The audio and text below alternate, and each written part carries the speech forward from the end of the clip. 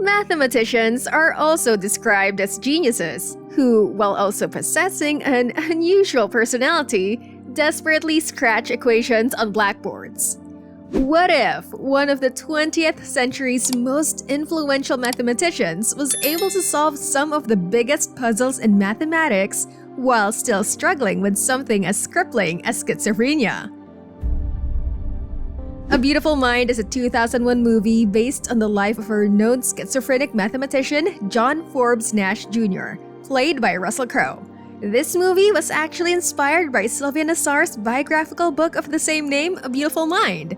This film creates a timeline of the life of John Nash that starts as he enters Princeton Graduate School to study mathematics, where the early signs of schizophrenia start to manifest and continue into the latter parts of his life, such as when, while still struggling with his condition, he won the Nobel Prize. If the timeline advances, so does the schizophrenia that John's suspected military work exacerbates. In this video, we will get an insight into the lifelong challenges that someone with disabilities such as schizophrenia will go through by examining key scenes from the film. But first of all, what is schizophrenia exactly? According to the National Institute of Mental Health, schizophrenia is a chronic and severe mental disorder that affects how a person thinks, feels, and behaves, and causes people to look as though they are out of touch with reality. The beginning of the film helps to define John as an enigmatic genius who seems to be socially off-putting, but continues to demonstrate how he is influenced by his schizophrenia.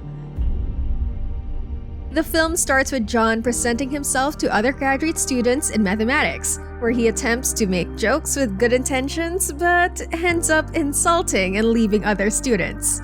This is the first time that the schizophrenic delusions of John become evident to the audience as one person creates his face. Although the film may not be a perfectly accurate portrayal of the disability of John Nash, it does help to paint a precise representation of schizophrenia. When making a speech about his latest mathematical studies, the height of John Nash's schizophrenic delusions takes place. He sees men in suits in the lecture room aisles during this speech, who he assumes are Soviet agents who have been ordered to catch him. He runs out of the room as a result of this delusion and is pursued by these alleged Soviet spies. John's delusions have made him believe that William Parcher, a mysterious government agent, works for the Department of Defense. John is then ordered to take insulin shock therapy and medications on the side to help treat his crippling schizophrenia. These sessions of shock therapy are very violent and require straps to keep him down while a team of nurses and doctors monitor him. His partner, however, was able to prove to him that there is no William Parcher, which helps bring John to the depressing realization that he has paranoid schizophrenia indeed.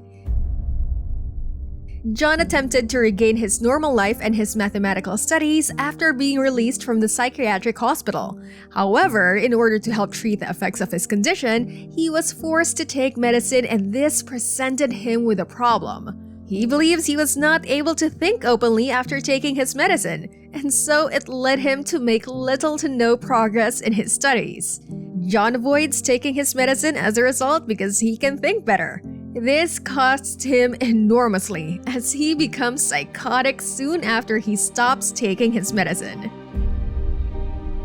At this point, John is confronted with the decision after his relapse that he would have to return to the psychiatric facility and take medication, which will impede his studies, or if he would learn to cope with his impairment so that he can do what he loves: math. During this time of John Nash's life, he was able to continue his studies, and his dissertation ended up winning the Nobel Prize in Economic Sciences. This shows John as being able to rationalize his disability, and that is how he himself healed. We have come to the conclusion after watching this film, reviewing the specifics of key scenes, and reading many online reviews, and even reviews from the real John Forbes Nash Jr., that this film is able to adequately convey to the audience the intricacies of schizophrenia. Although the scenes do not always accurately reflect what actually happened to John Nash, ideas and details about schizophrenia are still presented. On top of that, Russell Crowe's performance was just amazing and helped enlighten the audience with schizophrenia on what it's like to go through life. Overall, we believe this film is a fantastic and precise example of what it's like to live with schizophrenia and has the potential to inform people about this condition. It also serves as a reminder on how far modern medicine has come. Seriously though, can you imagine getting shock therapy just because you have a mental disorder? Yikes. Thanks, but no thanks. I think I'll keep my mental disorders to myself. How did you like the film? Let us know in the comment section down below. And that concludes our video for today. Thank you so much for watching. If you enjoyed this video, show it some love by giving it a thumbs up. And of course, don't forget to subscribe to be up to date with our movie musings here on Flick and Chips. See ya!